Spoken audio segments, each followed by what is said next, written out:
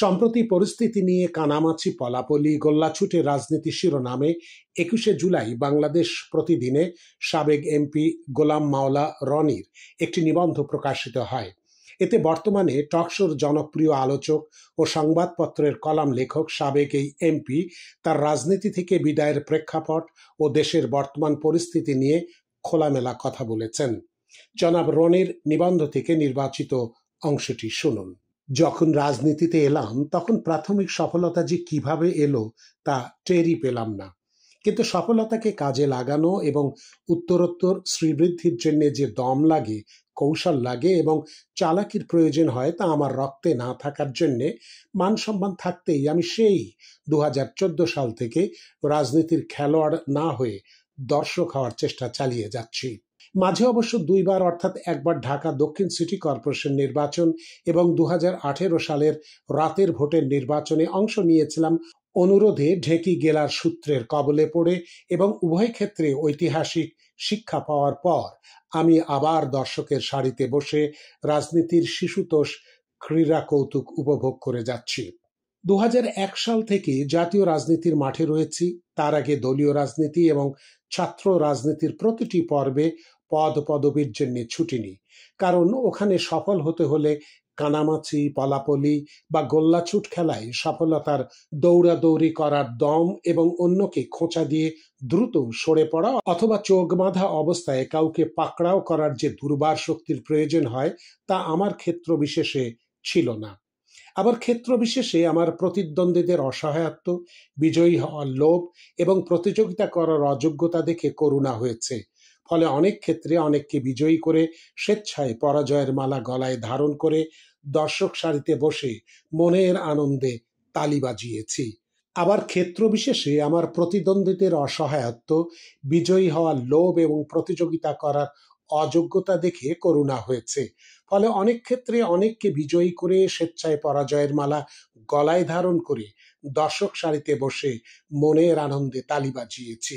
২০২৪ সালের আগস্ট মাসের ৫ তারিখ পর্যন্ত কানামাছি, পলাপলি এবং গোল্লাছুটের রাজনীতি দেখে চমকিত হয়েছি।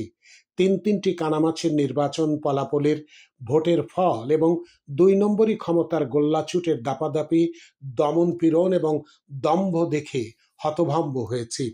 মজলুমের আর্তচিৎকার এবং জালিমের হুঙ্কারের মধ্যে প্রকৃতির বিচারের আশায় বারবার আকুল নেত্রে আকাশের পানে তাকিয়েছি।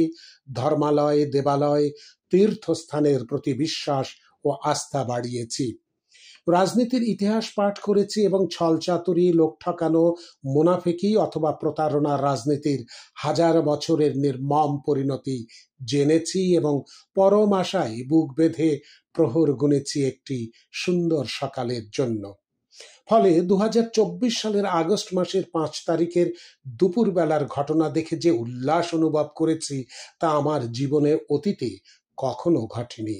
সাবেক সরকারের পতনের ২৪ ঘন্টার মধ্যে যখন হুঁশ ফিরে পেয়েছি এবং রাজনীতির দর্শক হিসেবে অতীতের অভিজ্ঞতার আলোকে পরিস্থিতি মূল্যায়নের চেষ্টা করেছি, তখন আতঙ্কে যেভাবে দিশেহারা হয়েছি তা জ্যামিতিক হারে গত ১১ মাসে বেড়েই চলেছে। শেখ হাসিনার হেলিকপ্টারে প্রকাশ্য দিবালোকে ভারত গমন কি পলায়ন নাকি পশ্চাদপসারণ তা নিয়ে যেভাবে ক্রমাগত বিতর্ক হচ্ছে, তদ্রূপ জুলাই আগস্ট ঘটনাপুঞ্জি কি বিপ্লব নাকি গণ অভ্যুত্থান তা নিয়ে আমরা এখনো সিদ্ধান্ত নিতে পারিনি। তারপর যে বিতর্কগুলো আমাদের আতঙ্কের মধ্যে ফেলেছে সেগুলো হলো শেখ হাসিনার পদত্যাগপত্র, ইউনূস সরকারের শপথ, বৈধতার ভিত্তি এবং সরকারের শ্রেণী চরিত্র, মেয়াদ ইত্যাদি। ফলে চলতি অর্থ বছরে জিডিপির হার ৩.৫০% নিচে নামার আশঙ্কা করা হচ্ছে। আমদানি হ্রাস পেয়েছে, ব্যবসা বাণিজ্য সংকুচিত হচ্ছে এবং দেশ থেকে ধনিক শ্রেণী এবং মধ্যবিত্ত শ্রেণী বিলুপ্ত হতে চলেছে।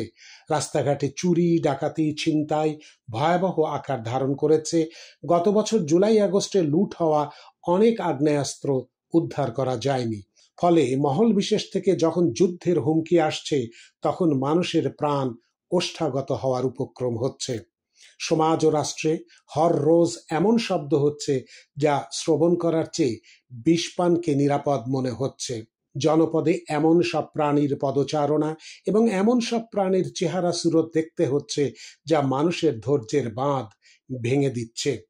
রাজনীতির নামে যে ধোঁকাবাজ চলছে এবং ক্ষমতার লোভে কিছু প্রাণী যে উন্মত্ততা দেখাচ্ছে, তার ফলে স্বৈরাচারী এরশাদ জমানায় লেখা কবি মোহাম্মদ রফিকের সব শালা কবি হতে চায় কবিতার নিম্নোক্ত কথাগুলো মনে পড়ে যায়। সব শালা কবি হবে, পিঁপড়ে গো ধরেছে উড়বেই, বন থেকে দাঁতাল রাজাসনে বসবেই।